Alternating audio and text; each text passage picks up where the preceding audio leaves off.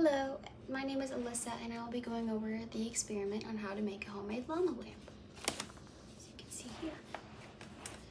So, today I'm going to be making a lava lamp that will include a water bottle, oil, and food coloring, and water, and an Alka-Seltzer tablet.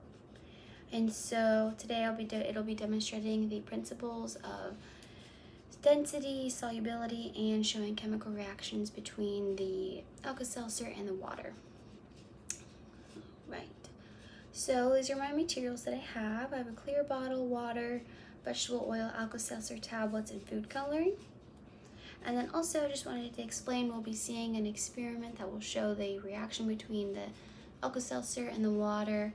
And this is because since the water acts as the base and then the Alka-Seltzer is the acid, they will react to form CO2 gas.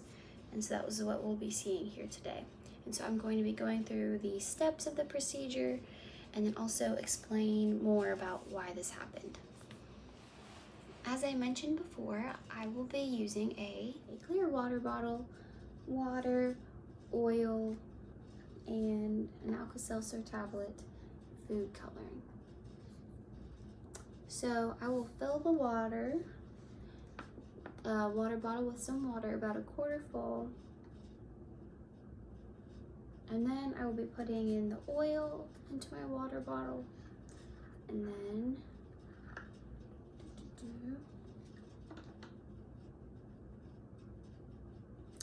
all right, and then I'm going to allow this mixture to mix.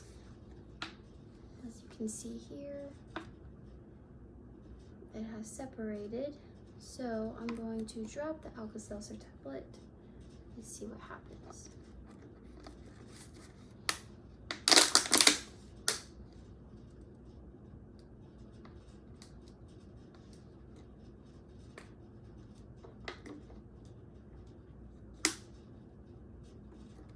And now this will cause the bubbles to rise.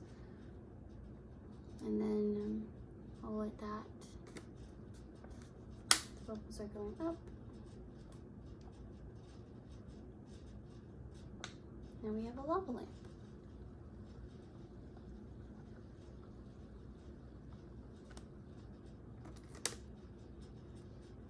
So, what's going on here is that there's a separation between the oil and water because water is more dense than the oil.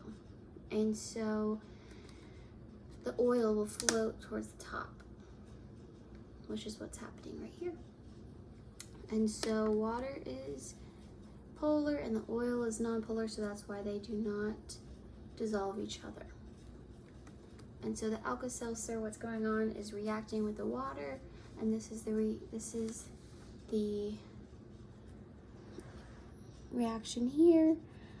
And the CO2 gas that's forming, the bubbles, they're what's rising and falling in the water. And so the bubbles, they carry some of the colored water with them as they rise and fall through the oil. And so when the bubbles are bursting, the water releases and then they go back down. And so what's going on here, put this to the side. So density, this is the measure of how much mass is contained in a given volume. Water and oil have different densities. Water is more dense than oil, and white sinks to the bottom, and the oil is at the top. Now polarity, this refers to the distribution of electrical charges found around a molecule. Water is polar, and it has a light positive charge on one side and a slight negative charge on the other side. And so and then oil is nonpolar. So this is why light-dissolved light does not occur. And then a chemical reaction. This is the reaction that occurs between the citric acid and sodium bicarbonate found in the Alka-Seltzer tablets. And then when it dissolves in the water, the acid and base reacts to form the carbon dioxide gas and water and sodium citrate. As the bubbles rise, they carry water with them, creating the lava lamp effect. So this is that reaction here. Furthermore, so when the bubbles are rising towards the top, they do carry some water with them, and so when they go through the oil, the bubbles will burst, and then all that water will sink back down to the bottom again because it is more dense than the oil. And so that is why they are going down and back up again, because they fill up, they react, and then the bubbles will rise to the top, burst, and then come back down again. And so this can happen, and that's it. And so this is the lava lamp now.